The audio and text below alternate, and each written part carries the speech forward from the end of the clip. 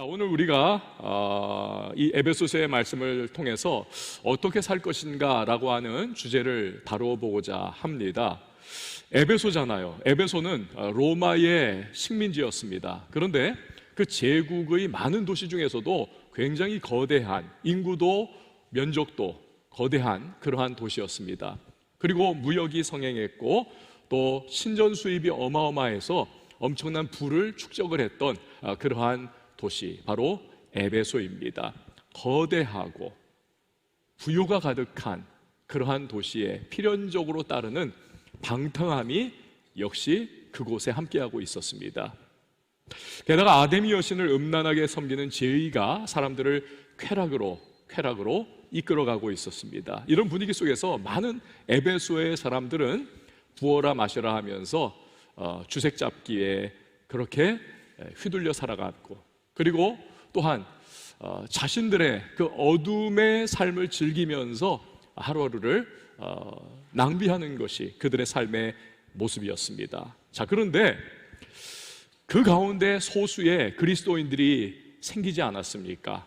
바울이 그들을 양육을 하는 겁니다. 그리고 떠나온 이후에 에베소서를 보내서 그들의 영적 상태를 점검하게 하고 다시 한번 그들을 세워나가는 그러한 사역을 감당하는 것, 에베소서입니다. 옛사람을 벗어라, 새사람을 입어라. 하나님의 백성은 그렇게 살아야 한다.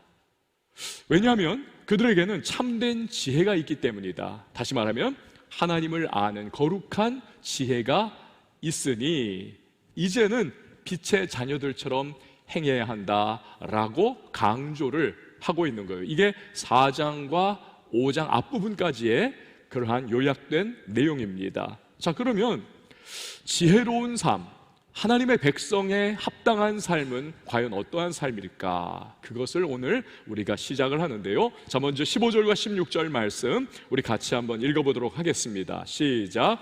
그런즉 너희가 어떻게 행할지를 자세히 주의하여 지혜 없는 자같이 하지 말고 오직 지혜 있는 자같이 하여 세월을 아끼라. 때가 악하니라. 아멘. 하나님이 원하시는 성도의 삶이라고 하는 것은 세월을 아끼며 살아가는 모습이라는 것입니다. 여기서 세월을 아낀다는 것은 여러분 대략 짐작하겠지만 시간과 기회를 꽉 붙잡는 겁니다. 그리고 선용을 최선을 다해서 하는 모습을 보여주고 있는 것입니다. 특별히 악한 곳이잖아요, 이 장소가.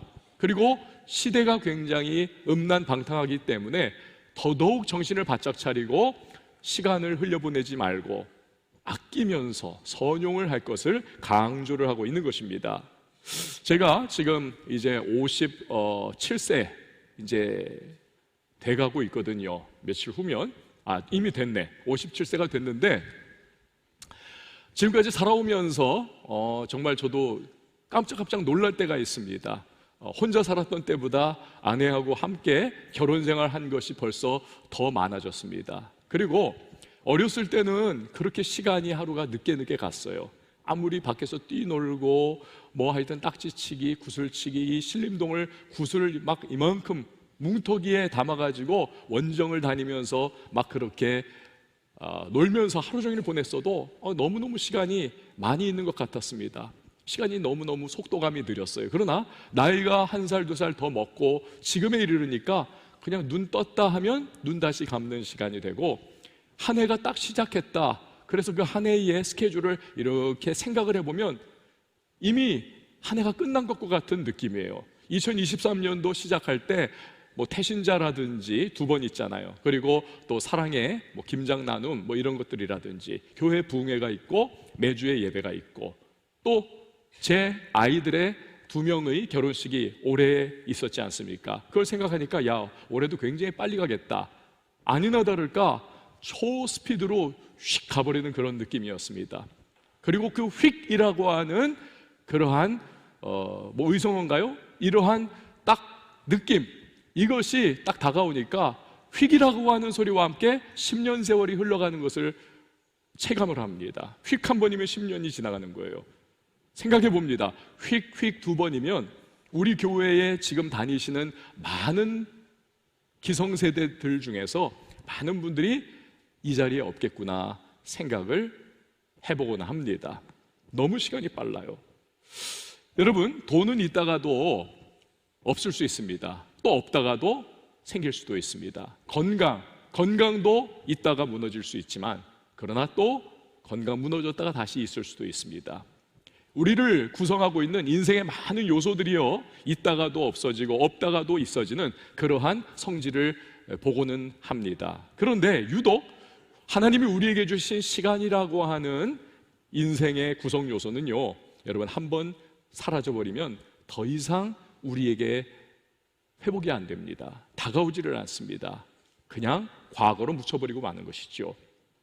대통령도 그렇고 회장님도 그렇고 일개 회사원도 그렇고 하나님이 주신 매일의 24시간은 동일합니다. 그렇기 때문에 우리는 이 시간이라고 하는 것을, 세월이라고 하는 것을, 기회라고 하는 것을 잘 붙잡아야 하고 선용하는 것이 우리의 책임이고 특권이고, 그리고 우리가 반드시 기억해야만 될 중요한 사건인 것입니다. 여러분, 제가 지금 여러분에게 이탈리아의 화가 16세기입니다. 프란체스코 살비아티라고 하는 분의 유화를 하나 보여드리려고 해요.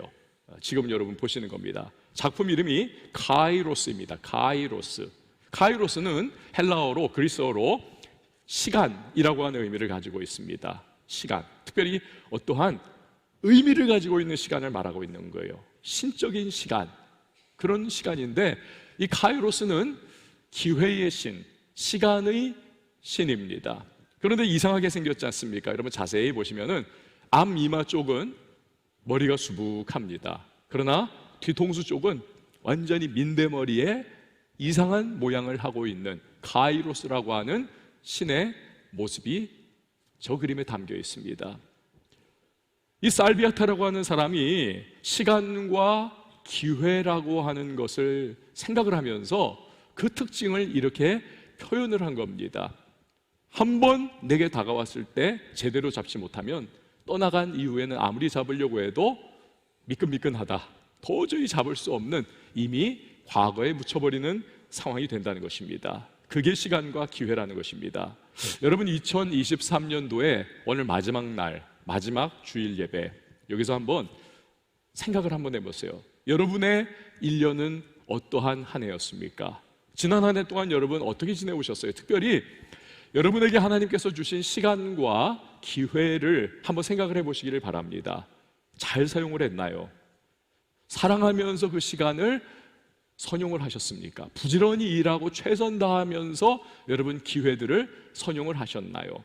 헌신하고 섬기고 충성하고 열심히 뛰면서 시간과 기회를 여러분 선용을 하셨습니까? 아니면 다시는 오지 않을 오늘이라고 하는 시간과 지금이라고 하는 기회를 마치 그것이 언제까지나 내게 늘 다가올 것과 같은 그러한 방만한 마음으로, 느슨한 태도로 대충 그냥 뭐 또 오겠지, 뭐 또 있겠지 뭐 하면서 흘려보내는 그러한 모습으로 여러분 1년을 살아오셨나요? 이 시간에 이 말씀을 들으면서 여러분의 한 해를 한번 진솔하게 한번 거울에 비춰보듯이 말씀의 거울에 비춰보시고, 이제 내일이면 시작되는 2024년을 내가 어떠한 태도로 어떻게 살아가야 할 것이냐를 한번 이렇게 잡아볼 수 있는 그런 시간이 될 수 있기를 바랍니다.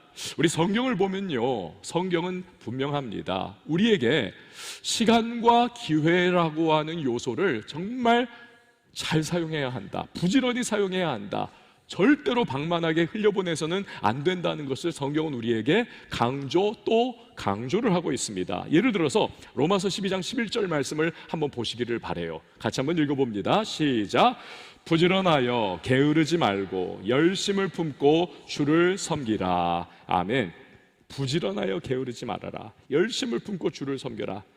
마치 꼭 무슨 자기계발론 그런 내용 같은 거기에나 어울릴 말씀인데, 사도 바울이 이 말씀을 성령의 감화 감동으로 성경으로 기록을 해놓은 겁니다. 이 하나님의 마음이라는 거예요. 우리를 향해서 최선을 다해 살아라, 내가 너희에게 준 이 시간과 기회라고 하는 자원을 선용해라, 그것만이 너희가 붙잡을 수 있는 거야 라고 하는 그러한 뉘앙스가 담겨 있습니다. 고린도후서 6장 2절을 보면 또 이렇게 말씀하고 있습니다. 이르시되 내가 은혜 베풀 때에 너에게 듣고 구원의 날에 너를 도왔다 하셨으니 보라 지금은 은혜 받을 만한 때요 보라 지금은 구원의 날이로다.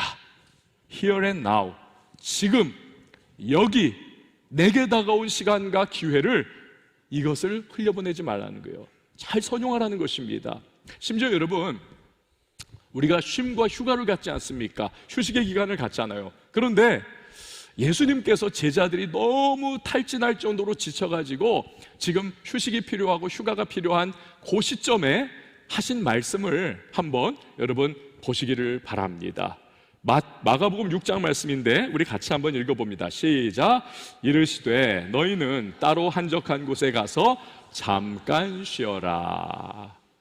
계속 쉬어라. 그냥 뭐 시간 계획 없이 쉬어라 이러지 않았어요. 잠깐 쉬어라. 잠깐 쉬어라. 즉 성도에게 쉼과 휴식이라고 하는 것은, 또 휴가라고 하는 것은 이보 전진을 위한 일보 후퇴의 개념으로 받아들여져야 된다는 것입니다. 저는 이 말씀을 묵상을 하면서 남자 성도들, 우리 특별히 좀 나이가 있으신 제 또래나 제 이상, 뭐 여기에는 별로 해당은 안 될 것 같긴 하지만 혹시 또 모르죠. 이 남자 성도들이 정말 TV를 보면서 호환 마마보다도 더 두려워해야 할 TV 프로그램이 있구나, 그 생각을 했었어요. 바로 나는 자연인입니다. 여러분 아세요? 나는 자연인입니다. 아니 멀쩡한 남자인데 산에 올라가 가지고 그 산에 움막 쳐놓고 거기서 혼자 살고 있는 거예요. 어떤 사람은 20년째, 어떤 사람은 5년째. 어제 제가 교회에 한 9시 반쯤에 도착을 해가지고 아침에 트레드밀에서 막 뛰면서 이제 운동하면서 이제 TV를 봤거든요. 그런데 마침 자연인 그게 딱 나오더라고요. 그런데 그 자연인이 움막을 산에다 이렇게 해놓고 지금 살고 있는 60대 초반의 남자입니다. 그런데 이 사람이 어떻게 자연인이 됐냐 하면 자기가 자연인 그 TV 프로그램을 보다가 늘 로망을 가졌다는 거예요. 나도 저렇게 한번 살아봤으면. 그러다가 드디어 자기도 자연인이 된 거예요. 그래가지고는 뭐 하여튼 산에 올라가가지고 버섯 따서 먹고 물고기 잡아가지고 그거로 먹고 하여튼 이런저러한 나름의 낭만을 즐기면서 그렇게 살아가고 있는 모습. 여러분 이게 저도 포함해서 모든 남자들은 동굴에 들어가고 싶어하는 그러한 특징이 있지 않습니까? 삶에 지치고 이 사회에 각박한 전쟁과 같은 치열함 속에 이제는 학을 띈 사람들이 그렇게 올라가가지고 거기서 자기 혼자만의 시간을 짧게는 몇 년, 길게는 십수년을 그렇게 보내고 있는 모습들이에요. 자, 그러나 여러분 사명의 측면에서 한번 생각해 보십시다. 하나님이 우리를 이 땅에 아직 호흡하도록 남겨두신 것은 이유가 있습니다. 하나님께서 너는 아직 사명이 있어. 그 사명을 완수해야 해. 우리에게 하나님께서 의미를 두고 계신 거예요. 그러니까 우리가 그 사명을 다 완수를 하면 존 웨슬리의 말처럼 사명이 있는 한 나는 불멸이다 라고 그가 유명한 말을 했는데, 우리가 사명을 완수하는 그날 드디어 하나님은 우리를 잘했어, 착하고 충성된 종아, 이제 내가 너에게 영원한 생명의 면류관을 줄게 하면서 하늘나라로 우리를 불러가시는 거죠. 소천입니다. 하늘나라로 소환을 해가시는 겁니다. 생명의 면류관을 주시기 위해서. 그 전까지는 우리는 이 땅에 살아있는 거예요. 그리고 살아있다는 것은 저도 여러분도 우리는 크고 작은 사명을 아직 가지고 있다는 겁니다. 발견했던 발견하지 못했던. 그러나 자연인으로 내가 혼자 거기서 산속에 틀어박혀가지고 나만의 고진역한 삶을 살아가고 있습니다. 내가 무슨 사명을 그때 감당할 수 있을까요? 부대끼고 힘들고 지치고 환멸이 생기기도 하지만 그 관계 속에서 내가 사명을 감당해 나가는 것입니다. 그래서 우리 성도들은요, 그렇게 떨어져 사는 것이 아닙니다. 우리는 함께 어우러져서 그 고통스러운 삶의 현장에서 치열하게 내게 주신 시간과 내게 주신 기회들을 정말 놓치지 않고 선용하는 그러한 용기와 담대함, 그리고 굳건함, 그리고 믿음이 우리에게는 요구가 되는 것입니다. 물론 몸이 정말 안 좋아요. 그래서 일정 기간 요양을 해야 하는 분들이 계시죠. 그런 분들이야 물론 익스큐즈가 되지만 그러나 나머지 그냥 그런 분들은 그냥 불신자의 그건 특권일 수밖에 없는 거예요. 그것이 과연 또 특권인지도 의문스럽습니다만 우리 성도에게는 그 삶은 아니라는 것이죠. 말이 조금 길어졌어요. 여러분, 주님은 세월을 아끼라고 우리에게 말씀을 하고 계십니다. 저와 여러분이 올 한 해 여러분 우리에게 1년이라고 하는 시간과 기회를 주셨습니다. 그리고 하루가 딱 지나가면 이제 우리에게 또 다른 1년이라고 하는 시간과 기회를 주님이 우리에게 부여하십니다. 이 시간과 기회를 우리가 정말 마음 다잡고 선용하고 그냥 흘려보내지 않고 그 가운데서 최선을 길어낼 수 있는 저와 여러분이 될 수 있기를 바랍니다. 자, 그런데요, 여기서 우리가 한 가지 주의해야 할 것이 있습니다. 세월을 아끼라고 말씀을 하셨는데 저도 그렇고 여러분도 그렇고 우리는 우리 나름의 가치관과 세계관을 가지고 있습니다. 우리는 경험에서 우러난 우리만의 고정관념에 사로잡혀 살아가기도 합니다. 세월을 아끼라, 그것을 우리는 나름으로 해석을 해서 대입을 하고는 해요. 하나님의 뜻과는 다른 모습으로 살아가기도 한다라는 사실이지요. 그렇기 때문에 오늘 본문 17절 말씀이 그래서 중요한 것입니다. 우리 같이 한번 17절 말씀 읽어보도록 하겠습니다. 시작. 그러므로 어리석은 자가 되지 말고 오직 주의 뜻이 무엇인가 이해하라. 아멘. 오직 주의 뜻이 무엇인가 이해하라. 제가 이 17절 말씀을 묵상을 하다가 불현듯 제 30년 전이 생각이 났습니다. 제가 신학교에 다니고 있을 때였습니다. 신학교에는 뭐 이제 들어가면 다 전도사님이라고 통용을 하거든요. 통칭이 되는데 우리 전도사 몇 사람들이 이렇게 모여가지고 함께 이제 같이 또 신학교 생활을 하고 격려하고 공부도 같이 하고 그러면서 이제 즐겁게 지내고 있었습니다. 그런데 그 중에서 정말 공부를 열심히 하는 그러한 전도사님이 한 분이 계셨습니다. 공부는 정말 열심히 하셨어요. 엉덩이 늘 붙이고 최선 다하고 열심히 공부를 하시는데 우리는 그냥 막 놀기도 하고 막 그냥 얼렁뚱땅 대충 하기도 하는데 참 이상한 일이 발생을 하곤 했어요. 이분이 정말 열심히 공부를 하고 우리가 인정을 해요. 와, 너무 열심히 공부한다. 그런데요, 시험만 보면 우리 중에서 시험을 제일 못 봐요. 이분이, 그 공부 열심히 하시는 분이. 그러니까 우리가 막 놀리고 막 하여튼 비사이로 막가 그런 비슷한 거다 막 이러면서 우리가 막 그랬어요. 문제 그것만 싹싹 피해가면서 공부를 하는 거예요.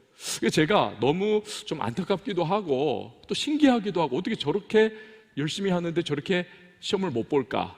그래서 그분을 좀 제가 탐구를 했어요. 얼마 기간 동안에. 그러면서 제가 비밀을 발견을 했습니다. 그분이 왜 시험을 그렇게 못 보고 있는지. 여러분, 우리가 공부를 하다 보면은 느낌이 오잖아요. 아, 이 부분은 분명히 시험에 나올 거야. 그 맥락 속에서 분명히 이 부분은 철저하게 준비를 해야 돼. 또 교수님이 강의를 하시다가 이렇게 은연중에 강조를 반복하시는 그 부분들이 있지 않습니까? 그 부분 중요하다는 거죠. 그래서 그 부분을 집중적으로 공부를 하면 굉장히 효율적으로 공부를 할 수 있지 않습니까? 그런데 보니까 이분은 그걸 잘 모르는 거예요. 그러면서 그냥 자기 나름의 그냥 그 세계 가운데에서 공부 세계 속에서 그냥 막 이렇게 다 펼쳐놓고 하여튼 이거 공부하고 저거 공부하고 자기 생각에 중요하다고 생각하는 것들 다 공부를 하는데 정작 교수님이 문제를 출제하고 싶은 그 부분은 터치를 안 되는 거예요. 그러다 보니까 늘 비효율적인 공부가 되고 시험을 보고 나면 성적이 좋지 않은 그러한 결과를 맞이하더라는 것입니다. 여러분, 왜 이야기를 드리냐면 우리가 그럴 수 있다는 것입니다. 나는 세월을 정말 아꼈어. 나는 시간과 기회를 정말 최선을 다했어. 그런데 주님께서는 아니, 그건 네 기준에서 한 거고 네 생각과 네 뜻으로 한 거지 내가 원하는 건 아니었어 라고 말씀을 하실 수 있다는 것입니다. 자, 그러면 세월을 아끼라고 말씀을 하셨는데 주의 뜻을 이해를 해야 우리가 주님의 뜻을 따라 세월을 아끼고 그것이 정말 하나님이 기뻐하시는 크리스찬의 모습이 될 터인데, 그럼 주의 뜻이 무엇이냐? 주님이 뭘 원하시느냐? 18절 말씀이 그 비결을 우리에게 해답을 알려주고 있습니다. 우리 같이 한번 읽어봅니다. 시작. 술 취하지 말라. 이는 방탕한 것이니 오직 성령의 충만함을 받으라. 술 취하지 말라. 이는 방탕한 것이니 오직 성령으로 충만함을 받으라. 여러분, 이 논리의 흐름이 약간 좀 뻐거덕되지 않습니까? 성령으로 충만함을 받으십시오. 그런데 그 앞에 술 취하지 마십시오. 주의 뜻이 무엇인지를 이해하세요 하다가 갑자기 술 취하지 마세요, 성령 충만을 받으세요. 논리가 이렇게 약간 삐거덕하면서 이렇게 흘러가는 그런 느낌을 받습니다. 사도 바울은요, 여러분, 이렇게 두꺼운 철학책에도 철학가 중에 한 사람으로 그 세속 철학책에도 등장을 할 만큼, 그는 물론 신학자지만 그 입장에서 보면 또 철학가로 그들은 생각한다는 거예요. 그만큼 사도 바울은 논리학이라든지 인문학적인 그러한 훈련, 수사학, 통달을 했던 대단한 사람이 아닙니까? 그런데 사도 바울이 왜 이렇게 우리가 좀 헷갈려 할 수 있고 이 성경의 흐름을 약간 좀 이렇게 더듬어서 조금 힘들어질 수 있도록 만드는 그러한 논리 구조로 지금 풀어냈느냐는 거예요. 왜 그럴까요? 그것은 술 취하는 것과 성령 충만한 것이 같은 공통점을 가지고 있다는 것을 강조를 하고자 하는 거예요. 그래서 술 취하는 것과 성령 충만함이 함께 공통적으로 가지는 이 요소, 이것을 기준으로 해서 그 결과가 어떻게 대비가 되느냐, 이걸 통해서 뭔가 하나를 강조를 하고자 하는 그러한 논리의 흐름이에요. 여러분, 술 취한 사람을 한번 보십시오. 어떻습니까? 완전히 술에 의하여 지배를 당합니다.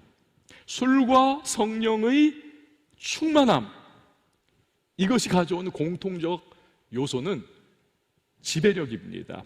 술 취하면 완전히 지배를 당합니다. 제가 알고 있는 어떤 분이 계세요. 그런데 인격 파탄자, 성격 파탄자입니다. 이분만이 아니라 그 남매들도 그래요. 하여튼 다 그 가족들이 성격 파탄자, 인격 파탄자예요. 그런데 그분들을 블레임할 수가 없어요. 왜냐하면 이들이 어렸을 때 그 아버지가 알코올 중독이었습니다. 근데 알코올 중독자 아버지가 술만 마시면 그 오밤중에 집에 들어와서 애들을 다 깨우는 거예요.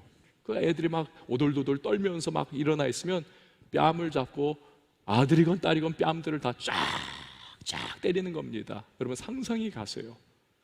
정말 끌어안아주고 예뻐해주고 정말 과자 안겨주고 우리 딸 우리 아들 하면서 막 너무너무 좋아해줘야 될 아빠인데 집에 들어오면 술 취해가지고는 막 주사를 부리면서 주폭처럼 딸과 아들을 뺨을 때려요. 그러니까 이 아이들이 자라면서 성격 파탄자가 된 겁니다. 인격 파탄자가 된 거예요. 그 아버지를 한번 생각해 보십시오. 여러분, 왜 멀쩡한 자기의 정말 귀중한 자녀들을 그렇게 망가뜨립니까? 인생을 술에 완전히 사로잡혔기 때문에. 그러니까 자기가 뭘 하는지도 그는 모르는 거예요.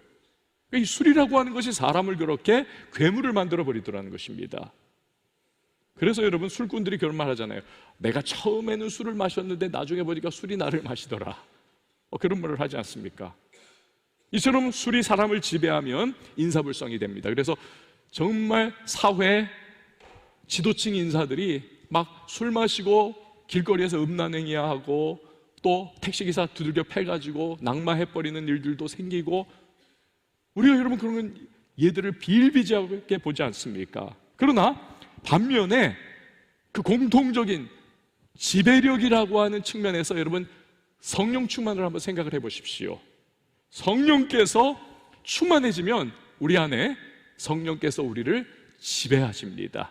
우리의 인격을 지배하시고 우리의 언어를 지배하시고 우리의 생각을 지배를 하십니다. 우리 삶의 행태를 지배를 하십니다. 중요한 것은 술은 지배하면 그 사람을 파탄나는 인생으로 만들어가지만 성령은 하나님의 영이시기 때문에 거룩하시고 성결하시고 선하신 하나님, 그 예수 그리스도의 영이신 성령께서 사람을 지배하시고 충만히 임하시면 그 사람이 예수 그리스도를 닮아가는 거예요. 그 예수 그리스도의 성품으로 점점 변화하고, 물론 한꺼번에 드라마틱하게 그건 뭐 거의 정말 찾아보기는 어렵습니다만 어제의 나보다 점점 변화되어 가고 몇 년 전의 나보다 정말 훨씬 더 예수님을 닮아가는구나, 지금도 부족하지만 그래도 변화되고 있어, 이런 느낌, 그렇게 사람을 이끌어가는 성령의 지배력, 그러한 역사가 나타나게 되는 것입니다. 그래서 성령 충만하면 여러분 세상을 주님의 시선으로 바라볼 수가 있습니다. 성령 충만하면 주님이 기뻐하시는 행동을 선택을 합니다. 성령 충만하면 주님이 원하시는 결정을 하며 살아가기를 좋아하게 됩니다. 그럴 때 우리는요, 지혜로운 성도가 될 수 있고 하나님이 정말 원하시는 뜻 안에서 세상을 살아가면서 우리가 시간과 기회를 선용을 할 수 있는 그러한 삶의 주인공이 될 수 있다는 것입니다.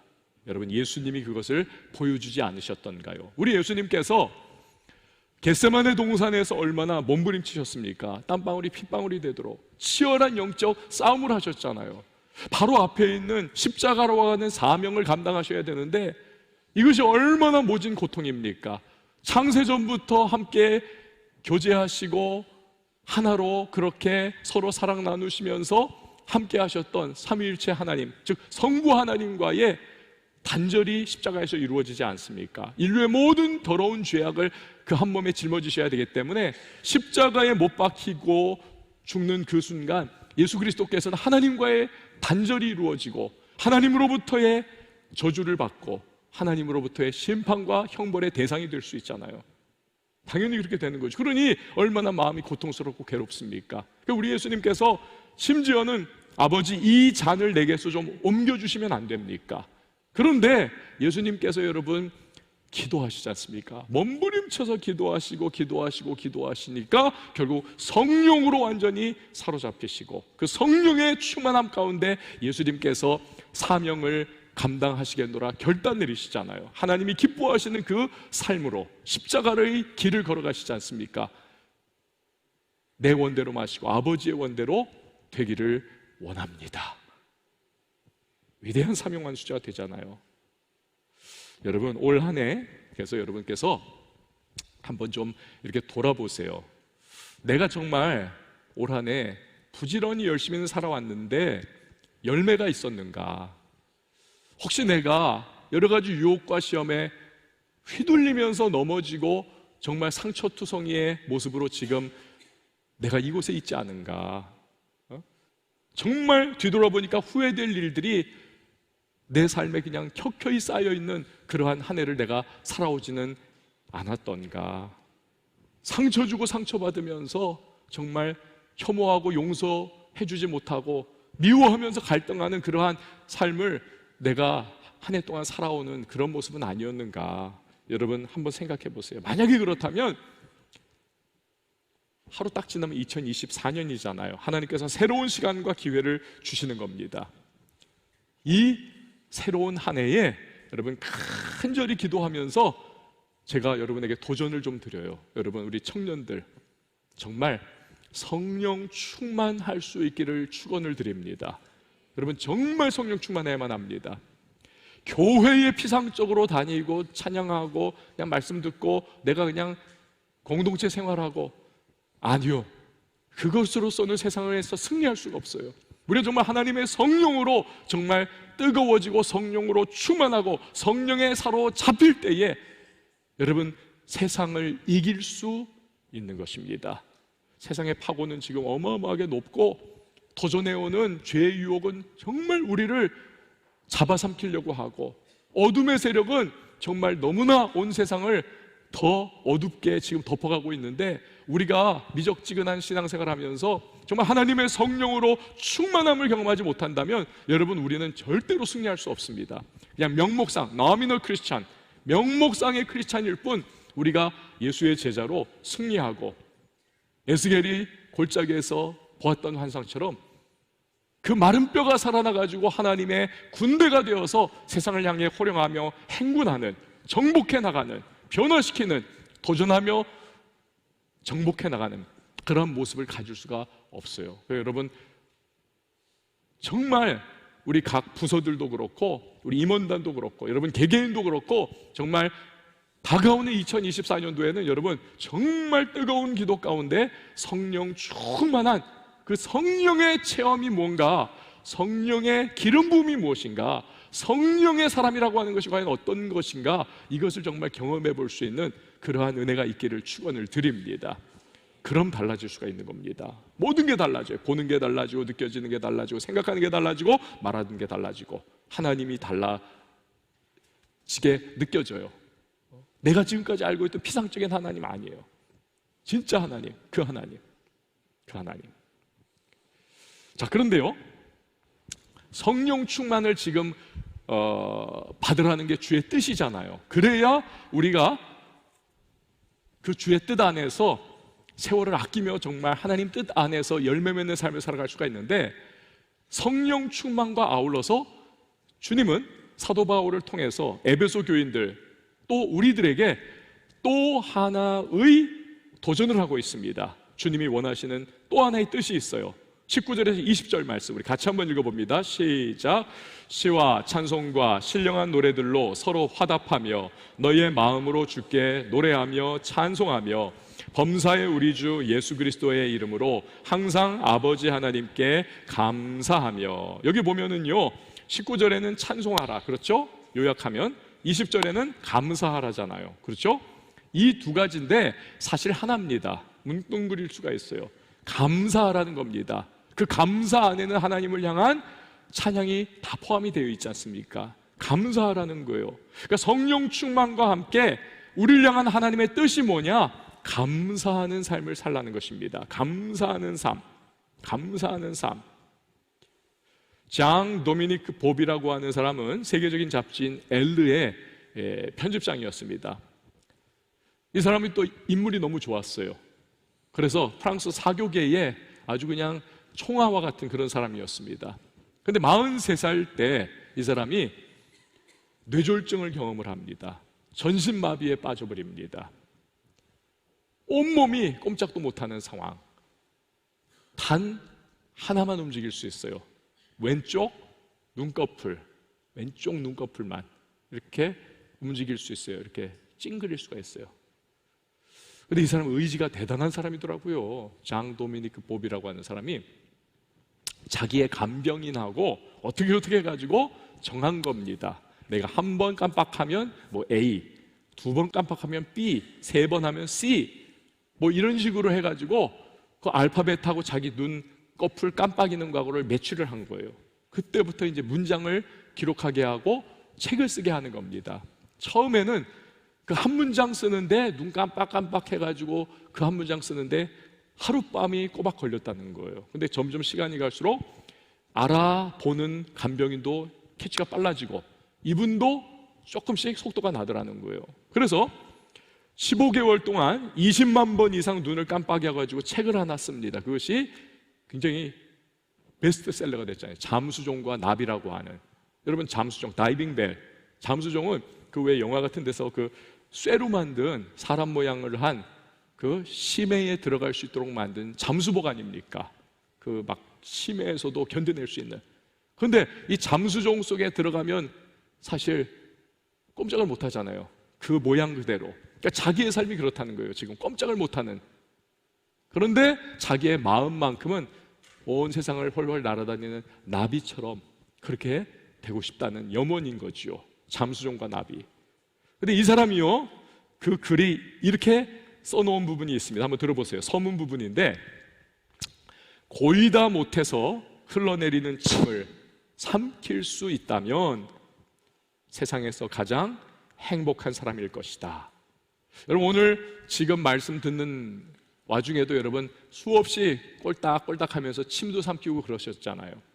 그런데 왼쪽 눈꺼풀만 겨우 움직일 수 있는 지경에 떨어지니까 어린아이처럼 침을 질질질질 흘리는데 이 침을 꿀꺽 삼킬 수 있는 것만으로도 너무너무 행복하지 않겠는가, 그 생각을 한다는 거예요. 그러면서 이 사람이 이런 말을 해요.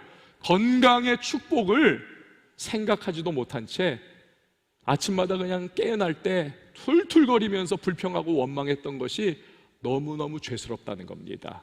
너무너무 죄스럽다.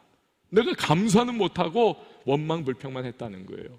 여러분, 원망과 불평은요, 우리의 인생과 세월을 낭비하게 만듭니다. 하나님이 우리에게 시간과 자원과 에너지와 능력과 은사 같은 것을 우리에게 다 주셨는데, 우리가 원망하고 불평하면 그 은사와 시간과 능력과 에너지와 우리에게 주신 자원들이 다 사장이 되어버리는 것입니다. 다 사장이 되어버려요. 그래서 원망 불평하는 사람치고 제대로 사는 사람이 없습니다. 다 삶이 밑으로 깔아지게 되어 있어요. 왜 나는 자꾸 이럴까? 자꾸 원망하고 불평하기 때문에 그런 거예요. 반면에 감사하면 어떻게 되는가? 감사하면 일단은 마음에 기쁨이 있잖아요. 기쁨이. 감사. 뭘 보고 감사하고, 뭘 느끼면서 감사하고, 하여튼 감사하고. 제가 언젠가, 이거 1부부터 3부까지는 안 했던 얘기인데, 제가 언젠가 제 아내하고 동해안을 질주를 하고 있었습니다. 그러고 있었는데, 제가 약간 좀 이렇게 완벽주의 기질 비슷한 것들도 저도 좀 없지 않아 있어요.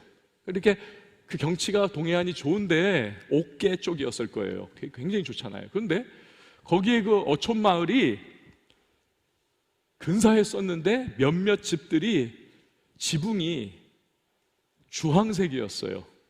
여러분 상상이 지금 좀 되세요? 어떻게 좀 되나요? 그려지나? 마음속으로요? 이렇게 그 자연이 푸르르게 쫙 있는데 거기에 없으니까 좀 상상을 해보세요. 주황색 그 지붕인 거예요. 지붕. 제게 그게 너무너무 마음에 걸리는 거예요, 자꾸. 그래서 제가 계속 제 아내한테 야, 오게티다, 오게티야. 계속 오게티야. 불평하고 왜 저런 색깔을 지붕을 하필이면 주황색으로 촌스럽게 이 경치를 말이야 하면서 막 계속 오게티. 그랬더니 제 아내가 한마디로 저를 완전히 확 더 이상 말 못하게 만들어버렸어요. 여보, 옥의 티만 보지 말고 옥을 보세요. 여러분, 결혼은 이런 사람하고 해야 돼요. 그 순간에 그렇구나. 내가 왜 자꾸 부정적인 거 보면서 또 그 사람들은 그게 나름은 또 좋았을 수도 있는데 왜 내 생각으로 자꾸 부정적으로 판단하면서 왜 거기 자꾸 매몰될까 내가. 빨리 깨놔야지. 근데 원래 좀 그래가지고 잘 안 되더라고요. 하려고 해도. 근데 어쨌든 그런 일을 경험을 했었어요. 우리가요, 근데 제 아내의 특징 중에 하나가 뭐냐면 굉장히 하여튼 해피합니다. 좀 잘 웃고 이렇게 좀 행복하다는 표현을 많이 해요. 행복하다, 좋다, 기쁘다 막 그런 말을 많이 해요. 근데 제 아내를 보면 감사를 많이 합니다. 이 사람이 감사를 많이 하면 기쁨이 생깁니다. 그게 이렇게 흘러나오게 돼 있어요. 기계가 여러분 윤활유를 많이 잘 칠해주면 잡음 안 생기고 쫙 돌아가지 않습니까? 그런 것처럼 우리의 인생의 기쁨이 감사를 통해서 군데군데 칠해지면요, 인생이 막 삐그덕 그렇지 않고 인생이 스무스하게 잘 굴러가는 것을 경험을 하게 됩니다. 그래서요, 능력이 비록 적어도, 은사가 비록 보잘것 없어도 그래도 충분히 복된 인생을 살아갈 수가 있게 되는 것입니다. 무엇보다도 감사는요, 내 삶의 배후에서 나를 응원해 주시고 나와 동행해 주시고 내게 힘을 주시는 그 하나님을 영화롭게 하는 거예요. 감사는. 그래서 데살로니가전서 5장 18절 말씀 같이 한번 읽어봅니다. 시작. 범사에 감사하라. 이것이 그리스도 예수 안에서 너희를 향하신 하나님의 뜻이니라. 아멘. 감사하기를 바라시는 하나님의 뜻을 충족시켜 드리면 하나님께서 기뻐하시면서 영광을 받으시는 겁니다. 그래서요, 오늘도 하나님께서는 왕성교회, 우리 청년교회에 수백 명의 청년들이 지금 앉아 있지만 누구를 시선을 집중하여 바라보고 계시느냐? 하나님의 시선이 누구에 고정되어 있느냐? 지금 마음속으로 감사하고 있는 사람, 감사를 자꾸 표현하는 사람, 하나님께 감사하며 찬송하는 사람, 그 사람을 하나님께서 집중하고 계시는 겁니다. 그런 사람을 찾으세요. 누가복음 17장을 보면 한센병 환자, 옛날에는 문둥병이라고 했잖아요. 한센병 환자 10명이 예수님께 나옵니다. 예수님이 그들을 다 싹 치료를 해주세요. 그런데 치료받은 한센병 환자 10명 중에 돌아와서 예수님 감사합니다 표현한 것은 딱 한 사람이었습니다. 그때 예수님이 너무너무 섭섭해 하시면서 나머지 9명은 어디 있니? 라고 탄식하세요. 그러니까 하나님은요, 오늘도 감사하는 사람을 찾고 계시는 겁니다. 그리고 누군가 하나님을 향해 감사하면 그 사람을 기뻐하시면서 어쩔 줄 몰라 하시는 하나님, 정말 영광 받으시면서 복 주고 싶어 하시는 그분이 우리의 하나님이신 것입니다. 감사 안 하면서 여러분 내가 복 받는 생각, 그것은 어불성설이에요. 사실은 하나님이 영광 받으시는 그러한 감사의 사람을 축복하세요. 감사하면요, 여러분 건강에도 큰 도움이 됩니다. 한스 세일리 박사님이라고 있어요. 이분이 스트레스 연구로 노벨 의학상을 받았습니다. 스트레스의 대가예요. 하버드대에서 이분이 고별 강연을 하는데 뭐 하여튼 스트레스의 원인, 뭐 하여튼 그런 거 쭉 얘기했겠죠. 그런데 아마도 스트레스를 그럼 어떻게 이겨낼 수 있느냐, 이 부분은 안 했나 봐요. 끝나고 나서 한 학생이 쫓아오더랍니다. 박사님, 스트레스에 완전히 둘러싸여 살아가고 있는 오늘날의 저 같은 현대인들에게 어떻게 하면 스트레스를 이길 수 있을지 해법을 한 가지만 알려주세요. 그때 이 한스 박사님이 간단한 단어로 대답을 하더랍니다. appreciation. 감사하세요. 감사가 스트레스에 대한 백신이라는 것입니다. 승리할 수 있다는 것입니다. 여러분, 감사하는 사람은 영혼의, 정신의 건강뿐만이 아니라 그 인생 전반이 강건하게 회복되어 일어나는 그런 놀라운 은혜를 경험하게 되는 것입니다. 여러분, 올 한 해 감사하며 사셨습니까? 아니면 원망불평하며 사셨습니까? 지나간 일은 지나간 일이에요. 만약 원망불평 계속 입에 달고 살았다도 그거 이제 주님께 맡겨드리고, 여러분 이제 새로운 하루만 지나면 시작되는 2024년 감사로 하나님 앞에 한번 나아가겠다 결단을 하시고 그렇게 한번 실행을 해보시기를 바랍니다. 반드시 하나님께서 회복과 축복의 은혜를 베풀어 주실 것입니다. 우리 마지막으로 시편 50편 23절 말씀 같이 읽어보도록 하겠습니다. 시작. 감사로 제사를 드리는 자가 나를 영화롭게 하나니 그의 행위를 옳게 하는 자에게 내가 하나님의 구원을 보이리라. 아멘. 여러분, 2023년의 마지막 날이고 주일 예배입니다. 이 한 해 마감하면서 오늘 성경이 말씀하시는 대로 세월을 아끼겠노라고, 주님이 주시는 기회와 시간들을 선용하겠노라고, 이 젊음의 때를 정말 내가 귀중하게 보내겠노라고, 대충 어둠 속에서 흘려보내지 않겠노라고 여러분 결단하지 않겠습니까? 주의 뜻을 이해하세요. 그러기 위해서는 주의 뜻은 우리의 성령 충만을 통해서 예수의 마음 가지고 기름 부으심 가운데 행할 때 우리가 시간과 기회를 선용할 수 있습니다. 그리고 감사하는 삶입니다. 우리 모두에게 복된 2023년이 마무리되고 새로운 한 해가 임할 수 있기를 주의 이름으로 축원을 드립니다. 우리 다 같이 일어나서 함께 찬양하도록 하겠습니다. 믿음과 삶. 믿음과 삶을 살아내는 실력이 너무나 다른 내 모습을 볼 때 이 모습도 주가 사랑하실까, 자신 없는 내 모습 그저 주님 앞에 있네. 나 같은 자도 사랑하여 주시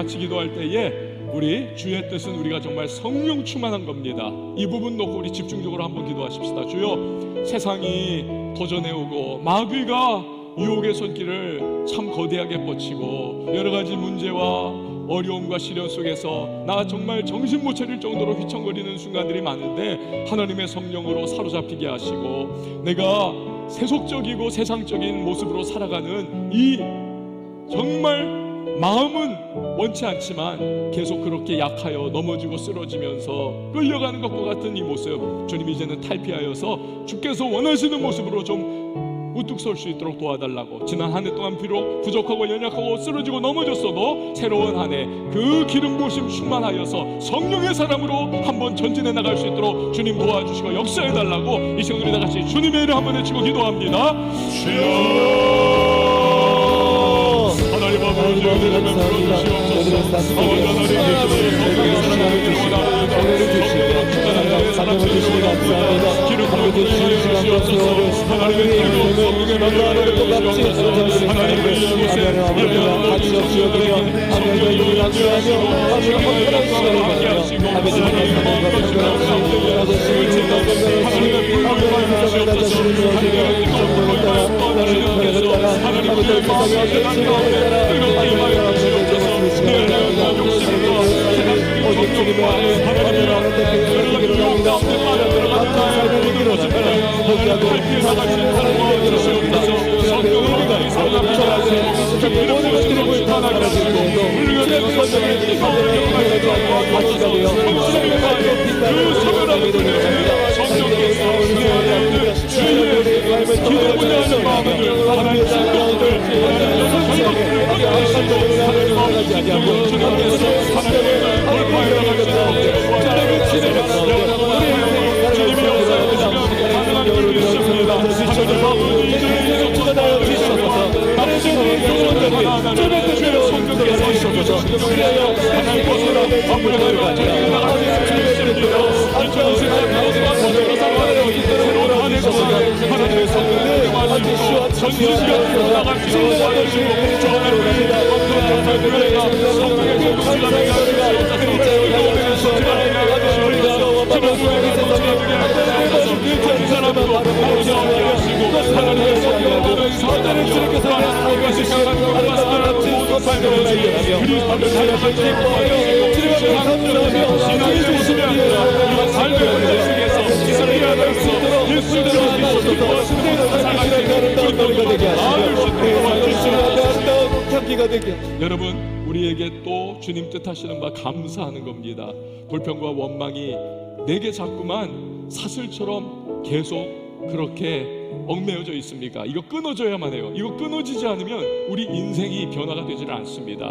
말로 모든 것을 다 얽어매고 있거든요. 하나님이 말 들으신 대로 행한다고 하셨거든요. 또 마귀가 그 나의 말을 참소하면서 우리를 계속 끌어가고 있거든요. 주여, 감사의 말하게 하시고 내 입술에 매어있는 이 원망과 불평, 세상적인 그러한 말들 끊어낼 수 있도록 성령님 도와달라고 기도하시고 2024년도에 하나님 진정으로 우리 왕성청년교회가 하나님을 거룩함으로 예배하고 쉐키나의 임재 가운데에 경배하면서 우리가 하나님의 영광을 경험하고 성령 충만하여 세상 도전 앞에 승리하고 변화를 일으킬 수 있는 우리 하나님의 공동체가 될 수 있도록 도와달라고 감사와 또 우리 공동체를 위해서 주님의 이름 한번 외치고 기도합니다. 아버지 하나님 베풀어 주옵소서. 하나님 아버지 원망을 잡은 하나님 아버지 원자들 우리 하나님 아버지께서 바라보시고 하나님 여러 하나님 원하는 사랑을 주님 끊어주시옵소서. 성령의 가슴을 주시옵소서. 할머니 끊어주시옵소서. 할머니 끊어주시옵소서. 작은 자리에 펼치옵소서. 하나님 아버지 우리의 선한 의지가 하나님 역사하게 주시옵소서. 모든 문제가 성령의 과정을 대로 우리 주인을 환영하며 모든 되게 하여 주시옵소서. 우리 영혼의 한계 이상의 감사의 기도 주님의 거룩함을 잡아주셔서 하나님께서 살아주시는 말씀을 모든 지체들이 하나님께서 날마다 말씀을 하나님께서 주시옵소서. 하나님 주시옵소서. 하나님 아버지 우리가 진정으로 예배 공동체가 되게 하시고 공동체가 되게 하시고 교제가 되게 하시고 교제가 되게 하시고 하나님의 임재가 나타난 신선한 성배가 나타나는 주옵소서. 우리 공동체를 통하여서 하나님의 마음과 사랑하고 흑실하게 나게 하시고 하나님 사랑으로 세상 향해 보내서 나가며 이름을 주옵소서. 주님의 기도와 성령과 교사님의 하시옵소서. 그리스도의 주시옵소서. 하나님 또 하나님 그냥 기도하시고 우리의 기도 있는 자에게 하시고 하나님께서 진도서 살려주시옵소서. 아무튼 공동체가 주시옵소서. 은혜를 베풀어 주시옵소서. 하나님의 바라보시면서 진정으로 주시옵소서. 성령께서 역사하시고 그러지 않는 자체가 일러로 하나님의 영광을 주시옵소서. 하나님의 영광의 세상에 빛을 발하며 하나님의 도시에 세상의 영광을 불어넣으며 하나님의 어둠의 빛을 전파하며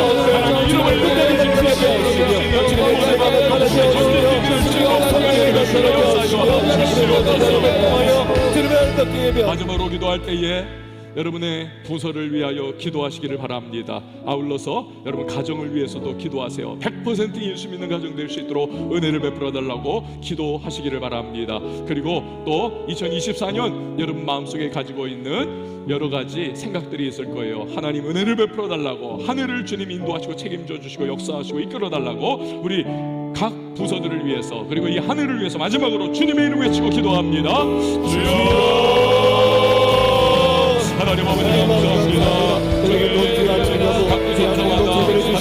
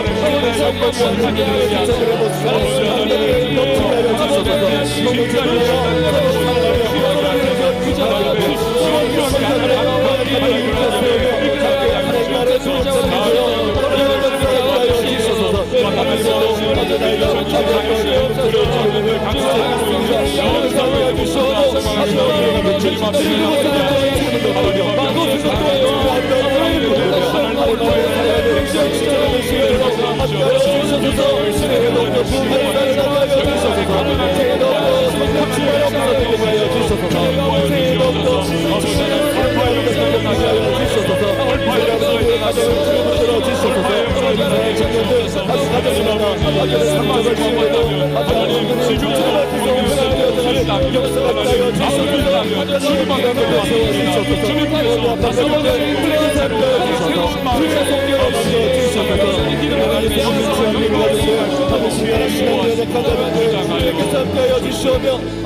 하나님 아버지, 오늘 우리 청년 공동체가 하나님 앞에 예배 공동체가 되어 2023년도의 마지막 주일 예배를 주 앞에 올려드립니다. 주님, 한 해 동안 드린 예배 주께서 기쁨으로 받아주시고 또 새로운 한 해 다가올 때에 우리 드리는 예배 속에 거룩한 성령의 쉐키나의 임재가 가득한 예배가 드려지게 하여 주시옵소서. 우리 청년들에게 주께서 이 한 해 동안에 맛보았던 아픔과 슬픔과 행복과 기쁨과 복잡다단한 모든 삶의 정황들, 그러나 이 시간 다 주 앞에 올려드립니다. 맡겨드립니다. 주님, 다스려 주시고 새로운 한 해 동안 밝고 새로운 가능성이 활짝 열리고 주의 은혜 가운데에 전진해 나갈 수 있는 복된 청년 공동체가 되게 하여 주시옵소서. 각 부서에 하나님의 기름 부으심이 충만하게 은혜를 베풀어 주옵소서. 우리 모두가 성령 충만한 하나님의 사람들이 되어서 일당백에 우리 청년 한 사람 한 사람이 되게 하여 주시옵소서. 주님, 나아가는 발걸음도 기름 부어 주시고 주 앞에 기도드리는 모든 소망마다 우리 하나님의 검증케 하시고 새롭게 하시고 확고하게 하시는 그 은혜를 경험케 하여 주시옵소서. 귀한 예물 하나님 앞에 봉헌합니다. 연락하여 주시고 하늘의 문을 열어 복을 허락하여 주시옵소서. 이제는 우리 주 예수 그리스도의 은혜와 하나님 아버지 극진하신 사랑과 성령의 교통하심이 우리 모든 예배자 한 사람 한 사람 머리 위에, 또한 새로운 한 해 위에 이제부터 영원토록 함께 계실지어다. 아멘.